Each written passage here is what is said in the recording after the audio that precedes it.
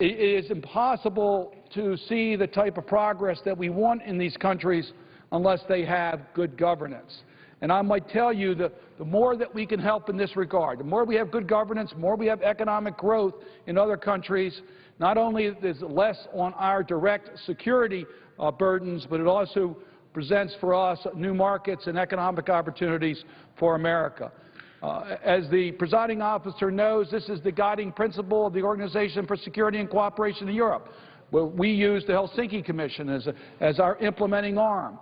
The Helsinki Accords that were signed in 1975 between Europe, all the countries of Europe, United States and Canada, recognized that it was in our national security interests to develop stable countries that respected human rights and had good governance.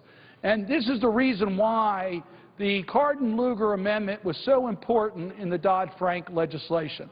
Let me explain what it did. It requires mineral companies to list their contracts on extraction, on the minerals that they take out of a country, whether it's gas, whether it's oil, whether it's diamonds, whether it's copper, that they list their individual contracts in foreign countries in their listing with the Security and Exchange Commission. Now, we did that for many reasons. One reason, quite frankly, is that although many countries of the world have vast sums of mineral wealth, these are some of the poorest countries in the world. We call it the mineral curse because the wealth of the country is not only being denied to the people for their economic growth, it's being used to fuel corruption within their own country. So one of the reasons for the provision that we passed was to provide transparency so that the people of the country, the international community, knew exactly where the payments were being made for the extraction of mineral wealth in a country. We thought that was also important for U.S. investors.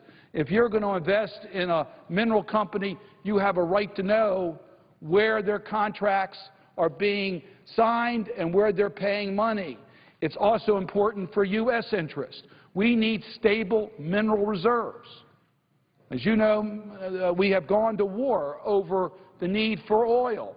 We need to know and have stable markets so that we don't jeopardize our own economic progress. This gives us a chance also to follow the money so that we know where the money, in fact, is going in a particular country. For all of those reasons, we passed in the Dodd-Frank legislation a provision that requires every company, company that's involved in extractive minerals to list those contracts so specifically by project in their Security and Exchange Commission's filings. It was pretty clear as to what needed to be done. We gave the authority to the SEC to issue the necessary regulations. Well, we've been waiting 2 years for these regulations. 2 years. We are now well beyond the limits that were spelled out in the legislation for the SEC to issue its regulations. And yet they still have not issued their final regulations. Now, I must tell you, I've read the statute over and over again. I helped write the statute. Senator Lugar has read the statute. We don't understand the difficulty here. It wasn't a complicated law. It said exactly what the companies had to do. So we are somewhat puzzled that it's taken this length of time for the SEC to issue its final regulations. In the meantime, we're being denied the benefit of this law. We're being denied the opportunity of protecting our investors. We're being denied the opportunity of following the money to help develop good governance. All that has been delayed as a result of the SEC's failure to issue regulations. I must tell you, it also jeopardizes U.S. leadership. Yes, there are other countries interested in following what the United States is doing. We've heard from Europe, we've heard from Asia. They want to adopt similar laws. They don't know what to pass because they're still waiting for the SEC to act. So the failure to act is not only affecting our ability, but but it's affecting other countries, and collectively, between Asia, Europe, and the United States, we can pretty much cover all of the international extractive companies and therefore have a real major impact on transparency in this issue. I might say one of the reasons that I've heard about why we have a separate bill when we have what's known as the EITI, that's the Extractive Industries Transparency Initiative. It's an international organization which is voluntary. Countries can join. The United States has participated in the EITI, and they help countries with best practices for developing the governance to deal with how they handle their mineral wealth. EITI is an important program. It's a voluntary program. It works well. The Card-and-Luger provisions in Dodd-Frank complement the EITI. It works together. It provides, between the two, the EITI and our legislation, a way that we can really require companies to make the information available in an open way. The EITI gives the countries the technical assistance they need in order to manage their mineral wealth in the most effective way for the benefit of their own people, to elevate their wealth and to have more sustainable economies. So this delay has caused a great deal of concern to many of us. And quite frankly, Oxfam, for example, has filed suit against the SEC for its failure to issue regulations. And I'm very sympathetic to that lawsuit. Well, I just want to inform my members we have now been told that the SEC will finally issue their regulations on August the 22nd, in just a few weeks. They have formally responded to the Oxfam lawsuit, saying that they will issue their regulations on August the 22nd. I have received a letter from the SEC indicating that they intend to release their findings on August the 22nd. Mr. President, it's long overdue. I must tell you I'm looking forward to seeing the regulations from the Securities and Exchange Commission. I just hope that they follow the legislation. It's up to Congress to pass the laws. SEC needs to implement the laws under the direction and guidance from Congress. We've made it clear that we want openness and transparency.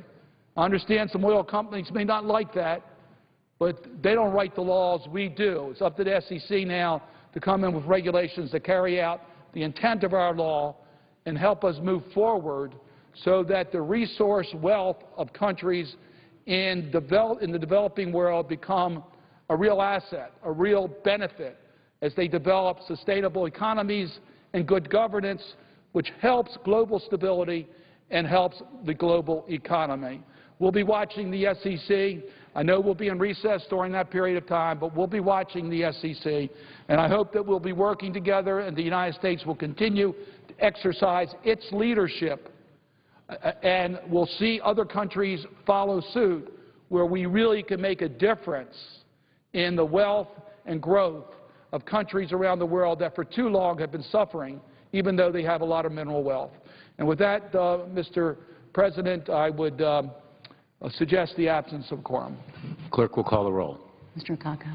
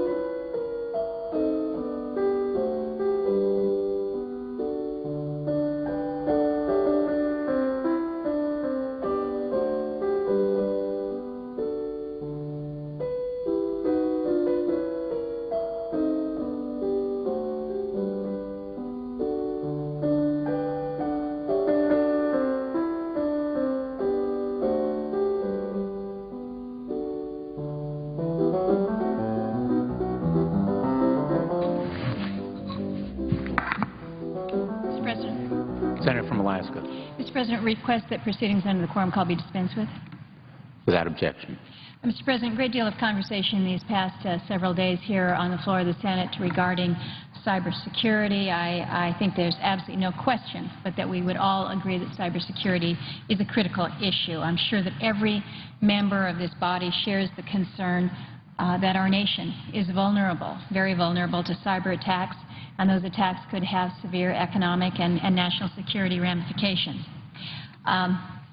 We saw just this week over 180 amendments filed to the cyber legislation. I think it's pretty clear that a lot of us have ideas on how best to protect our critical infrastructure.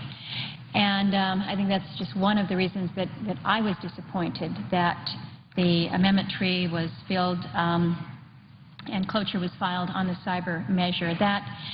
I don't think that was the process that we were promised when the Senate overwhelmingly agreed to consider the cybersecurity bill. And because members were denied the opportunity to have a thoughtful and a complete debate that this very important issue deserves, the cloture vote failed this morning on a bipartisan basis.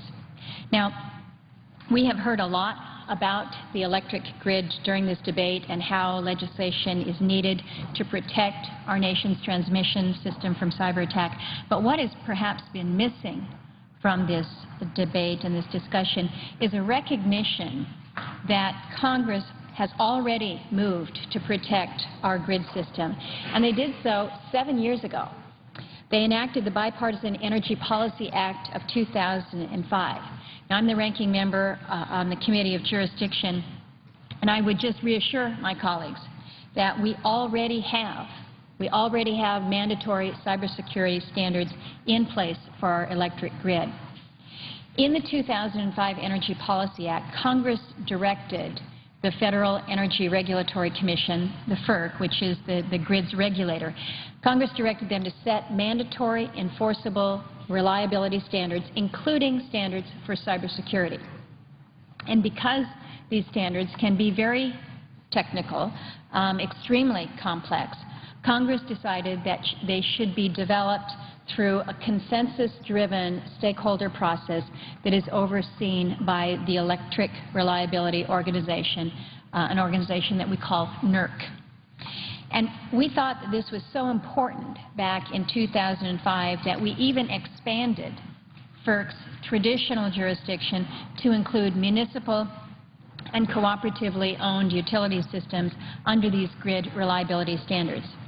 Now, it might surprise some to learn that the FERC-NERC mandatory cybersecurity regime currently regulates over 1,900 different entities, and that the electric power sector is already subject to federal penalties. And these penalties are serious, up to $1 million per day for noncompliance. So there is teeth attached to these standards. In fact, one of our own government entities, the Southwestern Power Administration, was recently fined by the grid regulators for violating 2 mandatory cyber standards. Now, the point here is that the power sector, the electric power sector, and our grid regulators have been working extremely hard these past 7 years to develop and to implement these cyber standards. We've already taken substantial measures to safeguard our electric utility systems.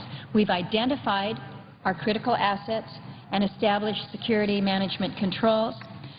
Risk assessments have been performed, personnel trained. They've established sabotage reporting, mandated disaster recovery plans. These are all processes and procedures that have been put in place.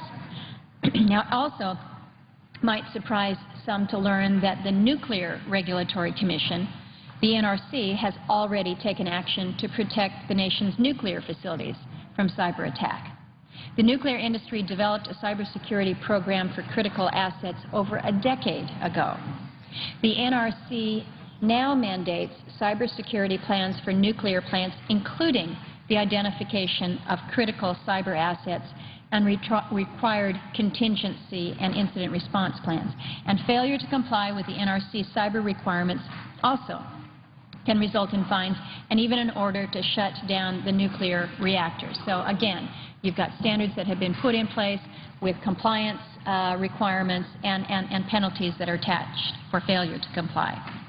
Now, one concern was that the cyber bill was brought to the floor via Rule 14, and a concern with this was that it would undermine the existing mandatory framework that Congress has already established within the electric utility grid. And by establishing a competing regime, even if that regime was truly voluntary, the Cybersecurity Act that the Senate just rejected could duplicate, conflict with, and even supersede the hard work that's already been put in over these past several years to safeguard both our grid and our nuclear facilities. One of the amendments that I had filed to the bill that I had hoped we'd have an opportunity to discuss was a strong savings clause, a savings clause that would maintain the mandatory protections that are in place. Two competing systems are not workable and could in fact make the nation's grid and nuclear facilities even more vulnerable to cyber attack. Now, one thing that we've learned in the Energy Committee in overseeing our mandatory cyber practices is that not everything necessarily needs to rise to the level of a foundational standard. But with cyber threats and vulnerabilities that are constantly emerging and constantly changing, I think the one thing that we would agree is that we always need more information. I think we can also all agree that the federal government needs to form a partnership with the private sector. We share the same goals. Government and the private sector share the same goals, to keep our computer systems and our nation safe from cyber intrusions. We need the private companies to be talking with each other and with the government about the cyber problems that they face, as well as potential strategies and the solutions to combat them. And we also need our government to provide timely and actionable information to the private sector. It's got to go both ways. So as we go off to our respective states and discuss with our constituents back home the many issues that are out there, I would encourage members to take a look at what has been introduced by the ranking members, the Secure IT Cyber legislation. Take a look at what has been offered as an alternative. It's a common-sense approach to addressing our ever-increasing cyber threats. Our bill focuses on 4 areas that we believe can reach bipartisan support and result in legislation that can get enacted even given the politics of an election year. The 4 areas that we focus on are information sharing, FISMA reform, criminal penalties, as well as additional research. Now, Mr. President, I'd like to close with just some observations very quickly about the process. Back in 2005, when the Senate passed the Bipartisan Energy Policy Act, it passed by a considerable margin. It was 85-12.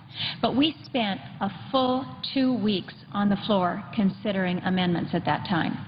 We had earlier spent 2 weeks marking the bill up in committee. So what I'd like to leave folks with is just the reminder that process really does matter. That's how strong bipartisan pieces of legislation are enacted. And when you forego that process, and you don't do that hard work in committee and send an ever-changing bill directly to the floor via Rule 14 and then fill the amendment tree, the legislation just doesn't work. It's bound to fail, and that's what we saw today. A few months ago, I came to the floor to advocate for cyber legislation and to express my concern that the all-or-nothing approach to cybersecurity could result in nothing. And after today's vote, that's really where we are. That's what we have. I do remain hopeful that we can find a path forward on the cyber issue that will result in a truly bipartisan and effective piece of legislation that will help our nation's critical infrastructure. With that, Mr. President, I see my colleague from Louisiana, and I will yield the floor. Mr. President. The Senator from Louisiana. Thank you, Mr. President. I've come to the floor to speak about education reform. As we leave this chamber, there are over 50 million children headed back to school in the next few weeks.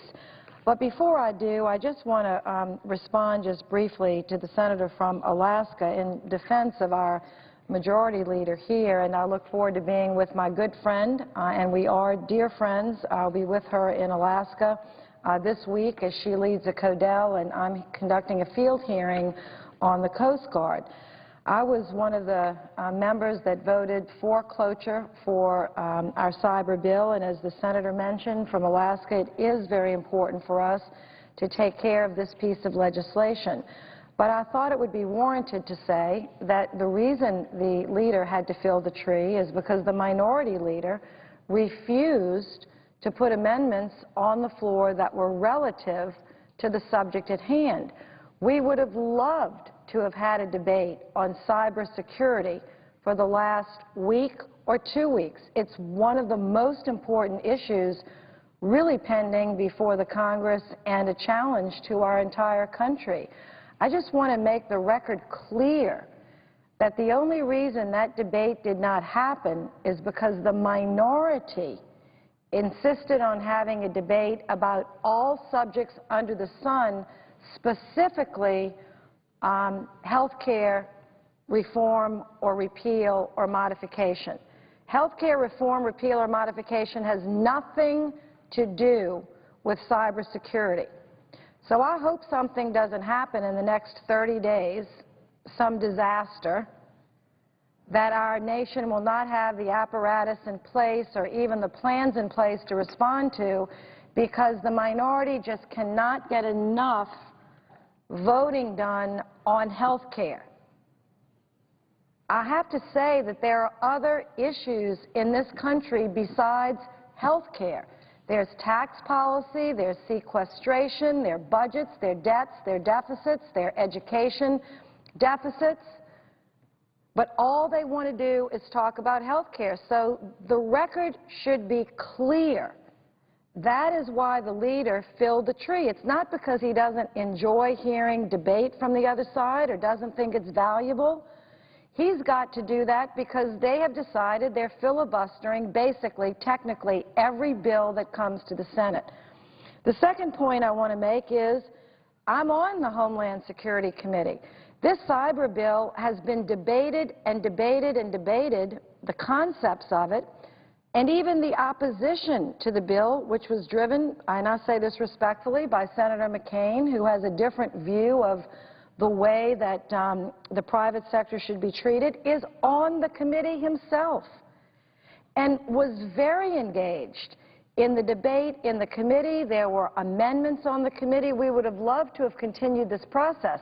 But as long as the Republican leadership and the majority of Republicans will not stand up and say, okay, let's have a debate on cybersecurity, allow all relevant amendments, which is what the public, I think, would think is rational, as long as they want to debate aid to Pakistan on a cybersecurity bill, repeal of, health care on a cyber bill, tax rates for next year on a cyber bill, we'll never get anywhere.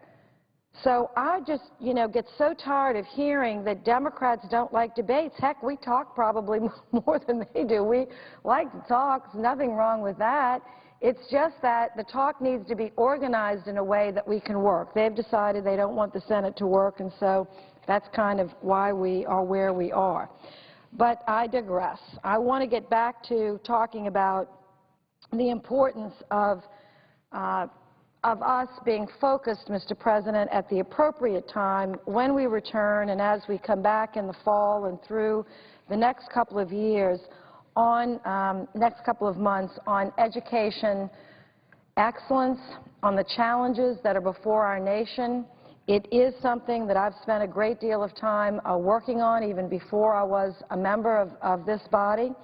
And I'm very proud of the bipartisan efforts that have been made, and I've been party to many of those efforts over time to bring transparency, accountability, to be more result-oriented, to not just throw out federal dollars regardless of the result, but to really try to hold our states and locals accountable and to encourage them in good ways and positive ways, using carrots as opposed to sticks, to nudge them in a positive direction. One of the reasons that we do that, and I could quote probably or refer to 25 or 30 reports. I'll just refer to this one because Joel Klein, one of the most respected Americans on this subject, former superintendent of New York schools, was in the Capitol earlier this morning and was meeting with many of us,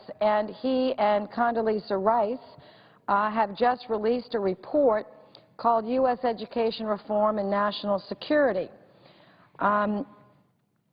It is an alarming report because it basically finds some tremendous challenges. It says in some places in this report, quote, education failure, he's talking about public K through 12, puts the United States' future economic prosperity, global position, and physical safety at risk, leaving large swaths of the population unprepared, also threatens to divide Americans and undermine the country's cohesion, confidence, and ability to serve as global leader.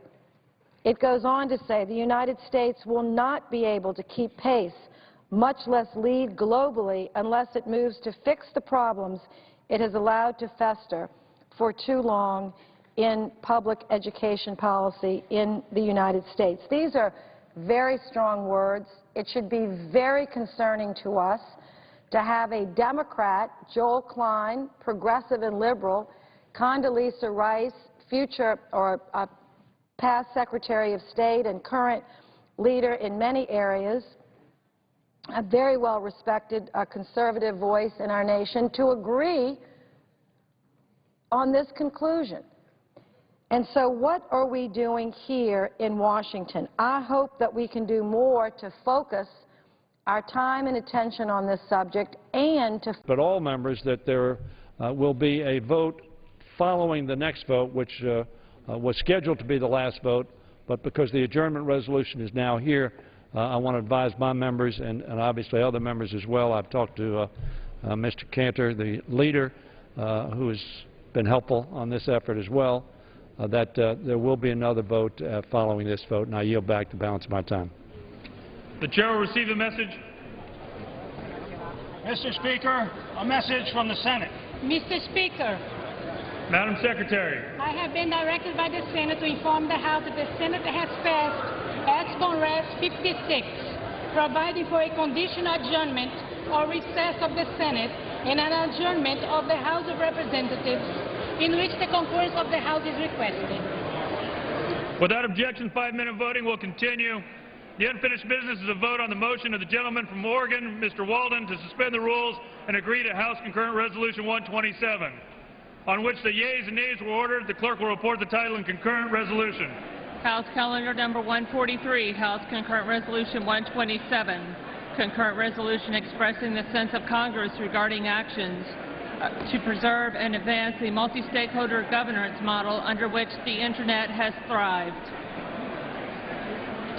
The question is, will the House suspend the rules and agree to the concurrent resolution? Members will record their votes by electronic devices. A 5-minute vote.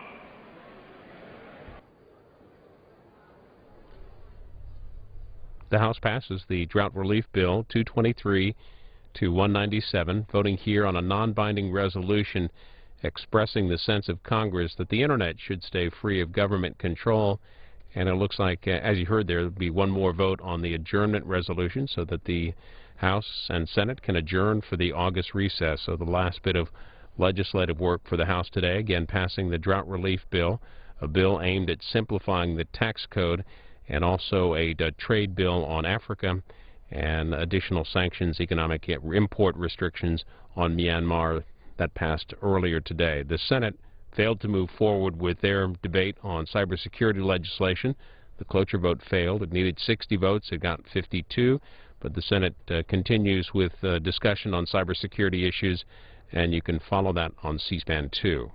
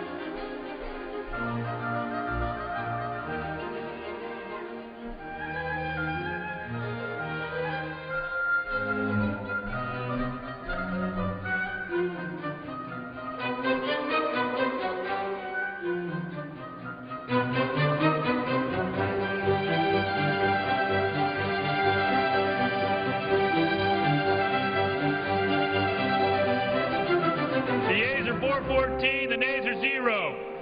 Two-thirds being in the affirmative, the rules are suspended. The concurrent resolution is agreed to, and without objection, the motion to reconsider is laid on the table.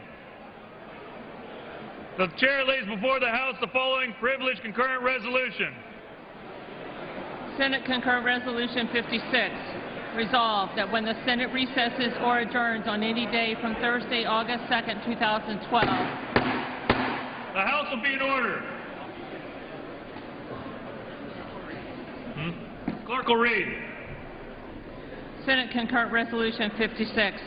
Resolved that when the Senate recesses or adjourns on any day from Thursday, August 2nd, 2012 through Monday, August 6, 2012, on a motion offered pursuant to this concurrent resolution by its majority leader or his designee, is stand recessed or adjourned until 12 o'clock noon on Monday, September 10, 2012, or such other time on that day as may be specified by its majority leader or his designee in the motion to recess or adjourn, or until the time of any reassembly pursuant to Section 2 of this concurrent resolution, whichever occurs first. And that when the House adjourns on any legislative day from Thursday, August 2nd, 2012 through Monday, August 6, 2012, on a motion offered pursuant to this concurrent resolution by its majority leader or his designee, is stand adjourned until 2 o'clock p.m. on Monday, September 10th, 2012, or until the time of any reassembly pursuant to Section 2 of this concurrent resolution, whichever occurs first. Section 2. The majority leader of the Senate and the Speaker of the House or their respective designees, acting jointly after consultation with the minority leader of the Senate and the minority leader of the House, shall notify the members of the Senate and House respectively to reassemble at such place and time as they may designate if, in their opinion, the public interest shall warrant it. The question is on the concurrent resolution. All those in favor say aye. All those opposed say no. The noes have it. The concurrent resolution is not adopted. The gentleman from Illinois' recorded vote is requested. Those favoring recorded vote will rise. A sufficient number having risen, a recorded vote is ordered. Members will record their votes by electronic device. This is a 15-minute vote.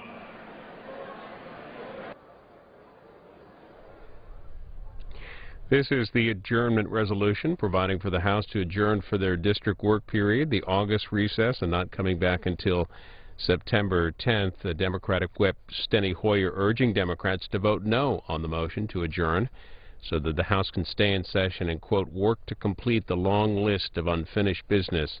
But this looks like the last vote of the day, of the week, and of the month, the adjournment resolution.